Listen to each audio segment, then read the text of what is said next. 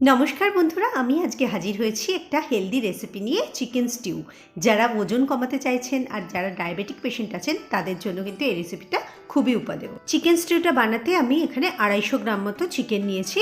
এবার আমি চিকেনটাকে ভিনিগার আর নুনের জলে ভালো করে ধুয়ে নেব। 1 চামচ এখানে ভিনিগার দিলাম আর 1 চামচ মতো নুন দিয়ে দিচ্ছি, আর 2 কাপ মতো জল এখানে অ্যাড করে নিলাম। আর এবার ভালো করে ওই চিকেনটাকে নিয়ে কচলে কচলে আমি ধুয়ে নিচ্ছি। এই প্রসেসটা কিন্তু করতে হবে, কারণ এই প্রসেসটা করলে চিকেনের যে র স্মেল সেটা কিন্তু চলে যাবে। চিকেনটা খুব ভালো করে আমার ধোয়া হয়ে গেছে। এবার একটা ছুরির সাহায্যে আমি চিকেনগুলোকে চিড়ে নিচ্ছি যাতে সুসিদ্ধ হয়ে যায় আর নুনটাও ঢুকে যায়। এবার কড়াইতে 2 থেকে 3 চা চামচ অলিভ অয়েল আমি এখানে ইউজ করেছি, আপনারা চাইলে রিফাইন অয়েলও ইউজ করতে পারেন।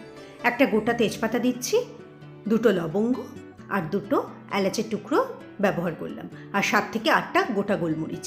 এই গোটা গরম মশলাগুলো কিন্তু খুব সুন্দর একটা ফ্লেভার আনবে।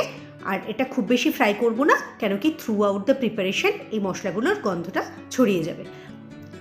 এখন 7 থেকে 8টা রসুন কুচি করে দিয়ে দিচ্ছি, আর 1 ইঞ্চি মতো আদা কুচি করে রেখেছিলাম সেটা মিশিয়ে নিলাম। আদা আর রসুনটা বেশ ভালো করে ফ্রাই করব, সুন্দর একটা স্মেল আসা অবধি।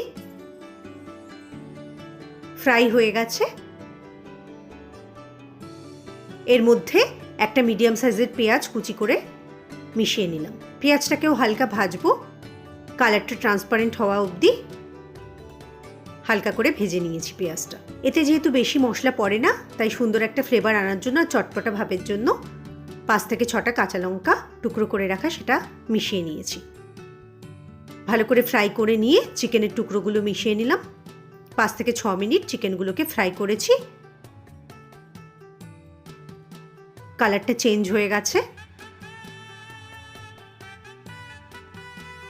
এর মধ্যে আগে থেকে কেটে রাখা সবজি, পেঁপে, গাজর আর মিষ্টি আলু অ্যাড করে নিচ্ছি। পেঁপে আর গাজরে প্রচুর পরিমাণে ভিটামিন আছে, আর মিষ্টি আলুতে প্রচুর পটাশিয়াম রয়েছে। যাদের হাই ব্লাড প্রেশার তাদের জন্য খুবই উপকারী। এবার মাংসের সাথে সবজিগুলোকে 3-4 মিনিট ভালো করে ফ্রাই করে নেব।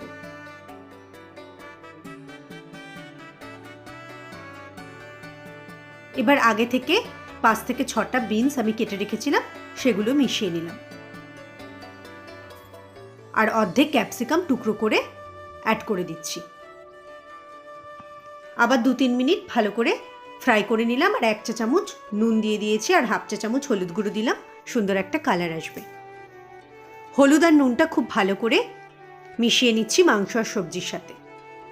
আরও 2-1 মিনিট ভেজে নিয়েছি, আর অর্ধেক টমেটো টুকরো করে এতে মিশিয়ে নিলাম। এবার 500 ml মতো জল গরম করে রেখেছিলাম সেটা এর মধ্যে ঢেলে দিলাম। এবার স্টিউটা ফোটার জন্য আমি একটা ঢাকনা দিয়ে দিলাম, আর 10 মিনিট এটা ফুটতে দেবো। চিকেন কিন্তু 25 থেকে 30 মিনিটেই সেদ্ধ হয়ে যায়, তাই ওভারকুক করবেন না, তাহলে চিকেন কিন্তু হার্ড হয়ে যাবে। আরও 5 মিনিট ফোটানোর পরে আমি এতে 2টো ধনেপাতা স্টেম অ্যাড করে দিলাম, আর খুব ভালো করে এটা নাড়িয়ে নিচ্ছি। এটা কিন্তু খুব সুন্দর একটা ফ্লেভার আনবে। আরও 5 মিনিট আমি ফুটিয়ে নিয়েছি। সবজিগুলোও কিন্তু সেদ্ধ হয়ে গেছে, আর চিকেনগুলোও কুক হয়ে এসছে। এবার ভালো করে আমি এটা নেড়ে চেড়ে নিলাম, আর আগে থেকেই 1 চা চামচ চালের গুঁড়ো আমি গুলে রেখেছিলাম সেটা এখানে অ্যাড করলাম। এটা কিন্তু গ্রেভিটা একটু ঠিক করবে আর ভালো একটা টেস্ট আনবে। এর থেকে বেশি আপনারা ব্যবহার করবেন না, তাহলে টেস্টটা নষ্ট হয়ে যাবে। এবার একটা টঙের সাহায্যে টমেটো স্কিনটা আমি ফেলে দিলাম, আর 1 চা চামচ গোলমরিচের গুঁড়ো অ্যাড করে দিলাম চটপটা ভাব আনার জন্য। এবার গোলমরিচের গুঁড়োটা খুব ভালো করে নাড়িয়ে নিলাম, আরও 2-3 মিনিট ফুটতে দেব। স্টিউটা আমার রেডি হয়ে গেছে। এবার একটা পাত্রে আমি এটা সার্ভ করে দিচ্ছি। খুব হেলদি একটা রেসিপি। সুগার যাদের আছে আর যারা ওয়েট লস করতে চাইছেন, এই রেসিপিটা কিন্তু খুবই উপকারী, আর হাই ব্লাড প্রেশার রোগীরাও কিন্তু এটা খেতে পারে। সবজিগুলো সেদ্ধ হয়ে গেছে, চিকেনগুলো কিন্তু হাড় থেকে খুলে এসছে। আপনারা অবশ্যই বানিয়ে দেখবেন, আর আমাকে কমেন্টের মাধ্যমে জানাবেন যে কেমন হয়েছে। আর আজকের রেসিপিটা যদি আপনাদের ভালো লাগে তাহলে লাইক আর সাবস্ক্রাইব করবার জন্য অনুরোধ রইল। আজকের মতো বিদায় নিচ্ছি। দেখা হবে অন্য কোনো রেসিপি নিয়ে। সুস্থ থাকবেন, ভালো থাকবেন। Happy cooking.